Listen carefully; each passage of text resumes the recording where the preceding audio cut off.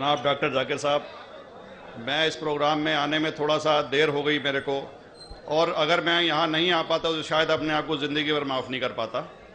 आगरा की सरजमी पर आके आपने ये जो रोशनाई जगाई है, ये वाकई में हम तो उस अल्लाह ताला से दुआ करेंगे। जी हाँ, अल्लाह ताला से दुआ करेंगे कि आप जैसे 10-20 और नेक दिल और इतने पढ़े लिखे, इतने इंटेलेक्चुअल आदमी और पैदा करें, जिससे कि जाके आप भारत का कोना कोना, देश का कोना कोना रोशन करें। तहे दिल से स्वागत आपका। मेरा एक छोटा सा सवाल से पहले थोड़ा सा, एक हमारे भी गुरु ग्रंथ साहब के अंदर गुरु नानक साहब ने पूरी दुनिया का चक्कर लगाया, जिसके अंदर मक्का मदीना भी शामिल है। और जैसा कि एक सवाल इससे पहले हो चुका है कि गैर मुस्लिम जो है मक्का मदीना में अलाउड नहीं, या वहाँ का कैंटोनमेंट जो है अलाउ परमिशन नहीं देता। मगर ये तो तय है, आप मानते हैं, इस्लाम मानता है, हम मानते हैं, हमारे ग्रंथों के अंदर दर्ज है। गुरु नानक साहब के 2 चेले थे, एक बाला और एक मर्दाना, एक हिंदू और एक मुस्लिम। मर्दाना की बहुत ख्वाहिश थी कि मुसलमान जब तक पूरा मुसलमान नहीं कहलाने का हकदार, जब तक कि वो काबा का दर्शन ना कराए, तो गुरु नानक साहब उसको लेके और काबा गए। हमारे ग्रंथ के अंदर जो दर्ज है कि जब वो वहाँ पहुँचे, उन दिनों बहुत लंबा ये किस्सा है, 1 साल लगता था, और वो रूट सारा उसका वर्णन है। और वहाँ जब मक्का, जो मस्जिद के बाहर साथ ही एक दीवार थी, जहाँ पर के भारत के जो मुसलमान दर्शन करने जाते थे काबा के, वो उनको वहाँ ठहराया जाता था। वहाँ की देखभाल जो करता था वो मुल्ला जीवन करता था। जब गुरु नानक साहब अपने चेलों के साथ में वहाँ पर पड़े थे, तो सुबह जब मुल्ला जीवन वहाँ की सफाई करने के लिए आया, तो उसने देखा गुरु नानक साहब के जो पैर थे वो काबा की तरफ थे। वो गुस्से में चिल्लाया कि ये कौन काफिर है जो कि काबा की तरफ पैर करके पड़ा है, और उसने गुस्से के अंदर आके उनके पैरों को झटका दिया, दूसरी तरफ किया। तो हमारे ग्रंथ के अंदर दर्ज जो किस्सा है उसके अंदर यह है कि काबा भी उस समय हिल गया, जिधर गुरु नानक के पैर जाते थे काबा उधर मुड़ता था। तो वो जोर से चिल्लाया, ये कोई हजरत है, ये कोई औलिया है। तो उस समय के जो काजी थे मक्का के, काजी रुकनुद्दीन साहब थे, और शाह शरफ, कई हस्तियों के नाम हैं उसमें।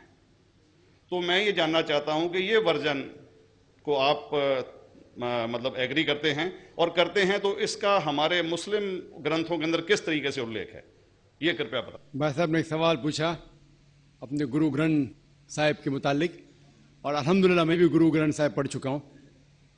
और जिस तरीके से, क्योंकि वक्त मुख्तसर सा होने की वजह से मुझे वक्त नहीं मिला कि गुरु ग्रंथ को भी कोट करूं।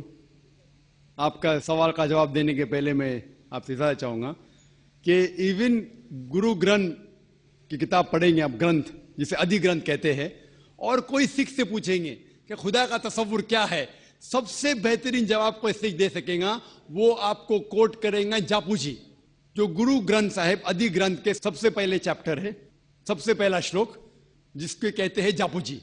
इसके मानी है कि God is true, he is only one, he is not begotten and is free from fear and want.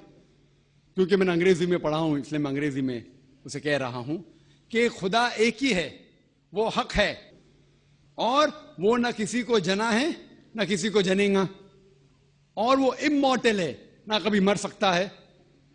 और इसको सिखिज्म में जो खुदा को कहते हैं Omkara, in manifest form he is Omkara, and unmanifest form he is एक ओमकारा। और कई इसके एट्रीब्यूट्स है, मिसाल के तौर पे परवरदिगार, अकल, और उसे रहीम कहा गया है, Wahe Guru as one God कहा गया है, और it is strictly against idol worship and अवतारवादा।